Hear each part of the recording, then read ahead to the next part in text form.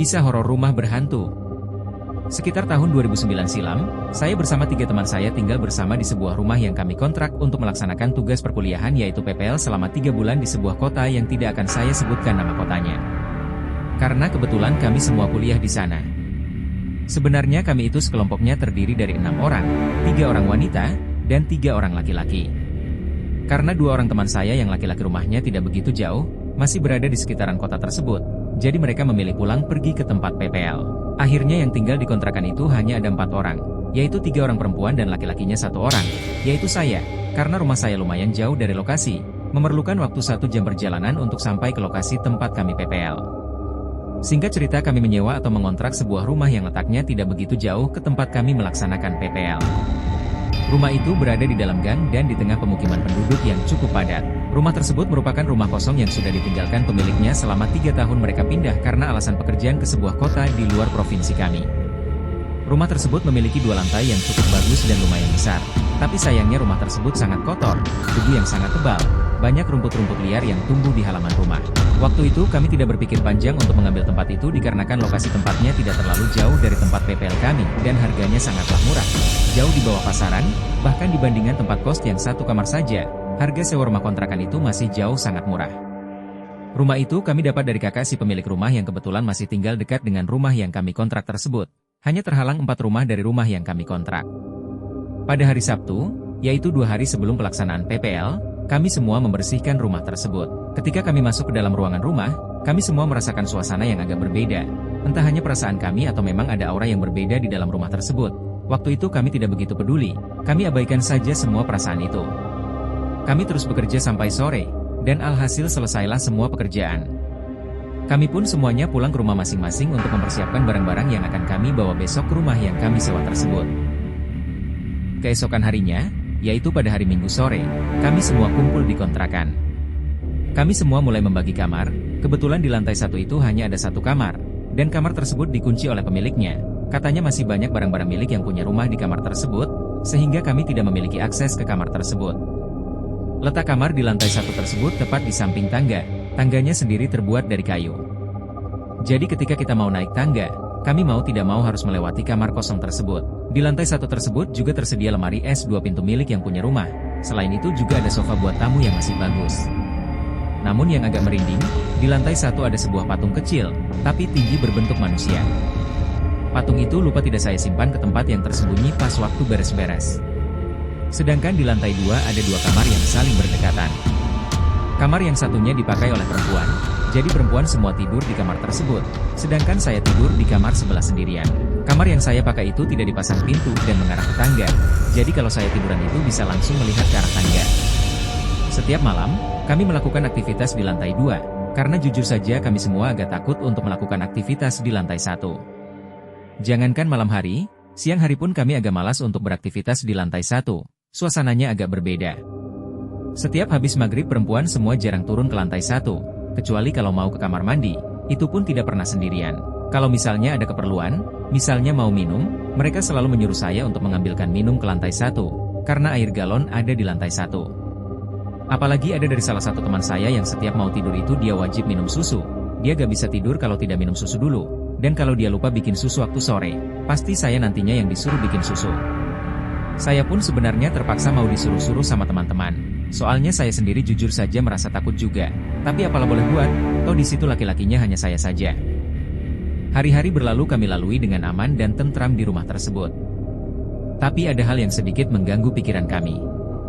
Setiap kali kami keluar rumah dan bertemu orang baru di dekat rumah tersebut, mereka selalu bertanya, "Kalian tinggal di rumah ini?" Kami semua mengiyakan. Namun raut wajah orang-orang yang mendengar jawaban kami selalu melemparkan senyuman yang aneh, seperti tersirat sebuah pesan dalam senyuman mereka. Dan itu bukan dari 1 atau 2 orang yang mendengar jawaban kami, tapi semua orang yang mendengar jawaban kami, pasti melemparkan senyuman seperti itu. Entah apalah artinya semua itu, kami tidak tahu. Kami tidak saling menanyakan kenapa mereka seperti itu. Kami hanya terheran-heran dan memendam kejanggalan tersebut di dalam hati kami masing-masing. Kami pun menepi semua perasaan-perasaan janggal tersebut dan fokus dengan pekerjaan kami. 2 minggu kemudian kami kehabisan bumbu buat masakan. Pada sore harinya 2 teman saya pergi ke warung yang letaknya berada di belakang rumah kontrakan kami. Tidak lama berselang mereka pun kembali dengan terburu-buru dan wajah yang agak panik. Mereka mendatangi saya sambil terengah-engah dan berkata, "San, tadi yang punya warung bilang, katanya minta tolong kalau waktu tengah malam itu tolong jangan terlalu berisik. Soalnya setiap tengah malam tetangga selalu merasa terganggu dengan suara orang yang naik turun tangga berkali-kali." Saya sedikit tertegun mendengar cerita dari yang punya warung. Soalnya kami semua jarang sekali turun ke lantai 1. Apalagi setelah hari gelap, katakan saja setelah maghrib, kami tidak ada yang berani turun ke lantai 1. Kalaupun harus ke lantai 1, itu kami lakukan dengan terpaksa dan gak pernah lari-lari di tangga. Apalagi tengah malam, sudah bisa dipastikan tidak ada aktivitas sama sekali di lantai 1. Dari situ kami mulai merasa sedikit tidak nyaman, karena ketakutan kami mulai bertambah. Tapi kami coba menenangkan diri dan menepi semua perasaan itu. Kami mencoba menjalani hari-hari seperti biasa, meskipun tidak bisa dipungkiri bahwa perasaan kami sedikit berbeda dengan sebelumnya. Setelah mendengar cerita dari tukang warung, saya mencoba menyelidiki apa sebenarnya yang terjadi, karena saya sendiri merasa penasaran. Setiap malam saya coba untuk tidur larut malam, sekitar pukul 1 atau pukul 2 malam. Tapi selama 3 hari saya mengamati, tidak ada kejadian apa-apa, misalnya suara orang berjalan atau yang lainnya, semuanya tidak ada. Pas malam yang keempat, saya masih penasaran dan masih mencoba mengamati. Saya duduk di depan kamar di lantai 2 sambil menonton televisi. Tiba-tiba saya dikejutkan dengan suara wanita yang sedang tertawa kecil, dan suara tersebut terdengar jelas berasal dari lantai 1. Saya coba menepisnya, mungkin ini hanya perasaan saya saja, mungkin suara itu berasal dari acara televisi yang saya tonton. Tapi kemudian suara itu kembali terdengar. Saya kembali kaget, dan coba mematikan televisi. Tapi suara itu menghilang. Saya pun terdiam sambil mengamati baik-baik, apakah suara tersebut akan terdengar kembali atau tidak. Dan ternyata benar, suara tawa tersebut kembali terdengar sangat-sangat jelas di telinga. Dan suara tersebut memang berasal dari lantai bawah. Suara tertawanya pun tidak lazim seperti wanita kebanyakan.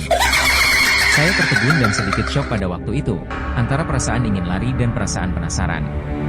Agak lama saya tertegun, namun saya kembali dikejutkan dengan suara tangisan seorang perempuan yang sumber suaranya masih berasal dari lantai 1. Badan saya terasa lemas tak bertenaga dan gemetar dari kepala sampai kaki. Tapi entah kenapa rasa penasaran terus ada, seolah-olah ingin melihat apa sebenarnya yang terjadi di lantai 1. Suara tangis itu berlangsung sangat lama. Dalam hati saya berkata, kok lama sekali suara tangisan itu, kapan selesainya? Karena tangisnya begitu lama, saya semakin penasaran dengan suara tangisan tersebut. Akhirnya saya memberanikan diri untuk turun ke lantai 1, meskipun dengan perasaan gemetar dan ketakutan. Selangkah demi selangkah saya memberanikan diri menuruni anak tangga. Ketika hampir sampai ke dekat kamar kosong di lantai 1, saya sempat mengurungkan niat karena sangat ketakutan melihat suasana di ruangan tersebut yang gelap, karena lampu ruangan tersebut selalu kami matikan setiap malam. Hanya ada sedikit penerangan dari lampu luar, karena rumah tersebut tidak memakai gorden.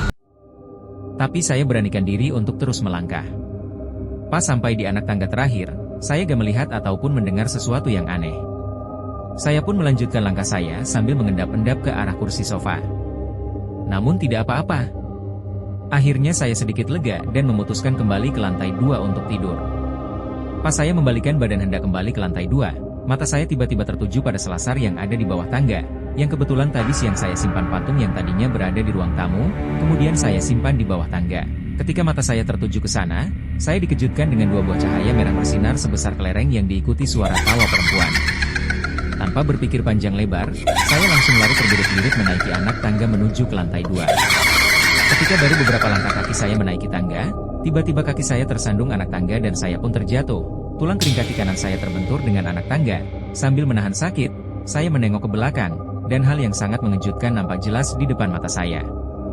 Astagfirullahaladzim, saya melihat sosok